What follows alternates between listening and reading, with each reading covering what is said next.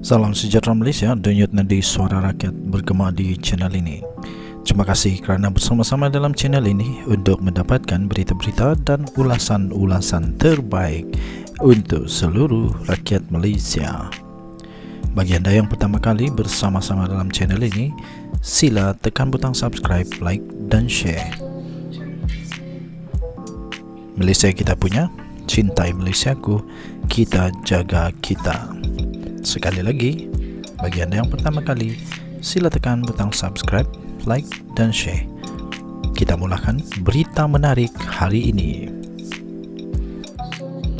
Salam sejahtera Malaysia, denyut nadi suara rakyat bergema di channel ini. Hari ini saya healing dengan keluarga. Sebelum kita mulakan berita, saya healing dengan keluarga di tempat yang cantik ini. Di mana lagi kalau bukan di Kundasang. Sangat cantik.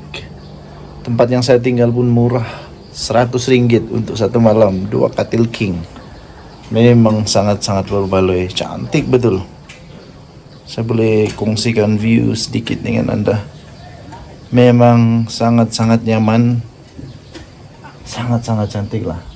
Gunung Kinabalu di sebelah sana saja, tapi kena tutup sudah oleh awan yang semakin meninggi sekarang ini. So, okay. Ada satu berita yang saya ingin kongsikan kepada anda semua daripada bekas Agong sendiri, Sultan Pahang. Sultan Pahang, bekas Agong sendiri, yaitu Sultan Pahang memberikan amaran terhadap amalan bawaan PAS. Ini dahsyat nih. Sultan Pahang, Al-Sultan Abdullah Riayatuddin Al-Mustafa Bilasha memberi amaran kepada rakyat, kepada rakyat Pahang bahawa agar tidak mengamalkan perkara yang disebarkan oleh PAS seperti amalan takrifi dan sembahyang dua imam. Penyakit-penyakit lama harus diharamkan, kata beliau, kata baginda. Antaranya seperti sembahyang dua imam, kafir mengkafir. Saya bagi amaran di sini, kata baginda Sultan Pahang. Saya bagi amaran di sini, mana-mana masjid yang membenar ini terpaksa ambil tanggungjawab. Titah baginda dalam sebuah klip video yang telah tular. Penghulu akan bertanggungjawab, adun akan bertanggungjawab, dan saya pun akan bertanggungjawab. Titah baginda Sultan Pahang. Kemudian baginda juga berkata, kita nak orang Pahang ni negeri yang aman, sentosa dan berharmoni, kata baginda. Bila waktu berpolitik, baginda bertitah, 5 tahun sekali awak politik lah, tapi masjid kita kena jaga kesucian masjid, kata baginda. Jadi jangan ikut ego kita, kata baginda Sultan lagi dalam satu rakaman video TikTok amaran tuanku yang telah tersebar.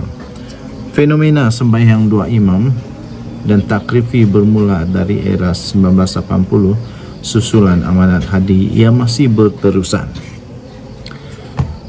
Tuan-tuan dan puan-puan yang dihormati sekalian, saya fikir ini sudah lama menjadi diperhatikan oleh baginda Sultan, dan sekarang ini baginda Sultan sudah mengambil keputusan bahawa semua itu harus dihentikan. Dan saya fikir Sultan sudah membuat ketetapan bahawa itu perlu dihentikan dan tidak boleh diikut. Jadi baginda Sultan memberikan amaran, Sultan Pahang memberikan amaran terhadap amalan bawaan PAS ini. Oh, ternyata memang ada juga yang membimbangkan rupa-rupanya. Harap-harap rakyat Malaysia yang aman damai, rakyat Malaysia yang majmuk ini bijak supaya dapat membuat pertimbangan mana satu yang betul, mana satu yang tidak. Baru siap makan Maggi. Paling sedap makan Maggi kalau kita healing di tempat begini. Okey. So kalau ada masa bawa keluarga untuk jalan-jalan pergi healing di tempat ni. Di Gundasang, of course, tempat yang sangat-sangat cantik. Kita jumpa lagi, bye bye. Salam sejahtera Malaysia. Selamat pagi tuan-tuan dan puan-puan yang dihormati sekalian. Ini semakin dahsyat. Semakin dahsyat. Wow. Tak sangka. Beliau kata gugur kes mahkamah, peruntukan 2 juta ringgit antara tawaran Wan Saiful sokong kerajaan. Betulkah ini? Ini betulkah? Jangan sampai memfitnah lagi. Sudahlah memfitnah. Ini bulan Ramadan. Kalau bulan Ramadan memfitnah lagi 2 kali, entah berapa kali lipat dosa, entah tahulah. Datuk Wan Saiful Wan Jan sekali lagi menarik perhatian apabila beliau meminta Dewan Rakyat menubuhkan jawatan kuasa berhubung tindakan 2 ahli parlimen yang membuat kacau ganggu dalam usaha mempengaruhi kelakuan dan sokongan kepada kerajaan. Beliau menamakan ahli parlimen Gua Musang Muhammad Azizi Abu Naim dan ahli parlimen Tanjung Karang Datuk Zulkafli Hanafi membuat tindakan berkenaan bersama 3 lagi individu yang dikenali sebagai Hasnan, Datuk Azman dan Datuk Rahim. Kenapa tidak buat laporan polis? Pergilah buat laporan polis. Wan Saiful ni pelik. Di Dewan Rakyat je dia berani. Tapi tidak buat laporan polis. Pelik. Cuba kalau dia buat kenyataan ni di luar. Buat kenyataan ini di luar parlimen. Barulah jantan. Pergi buat laporan polis. Barulah jantan. Beliau mendakwa 2 ahli parlimen bersama 3 individu itu kononnya membuat tawaran untuk memberi peruntukan parlimen.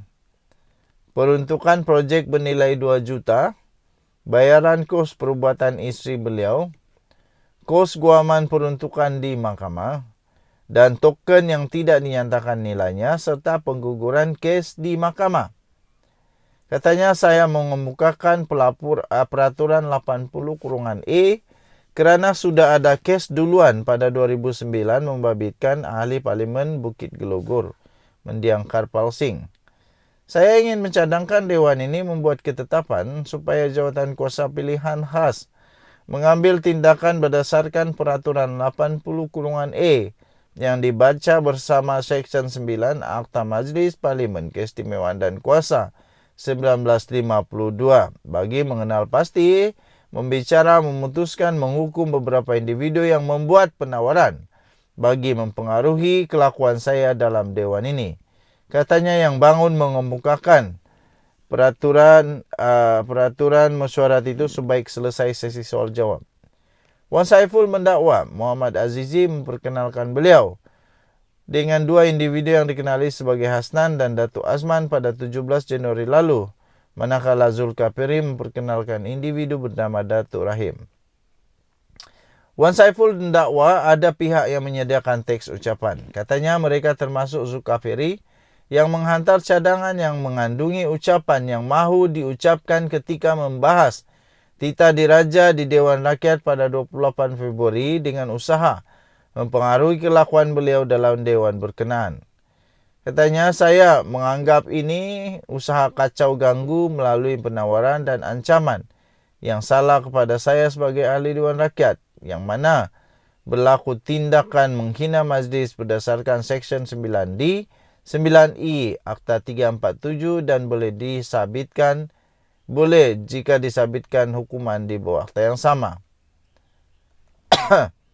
Jadi saya singkatkan saja, katanya antara habuan yang ditawarkan adalah peruntukan parlimen bagi kawasannya sebanyak 1.7 juta.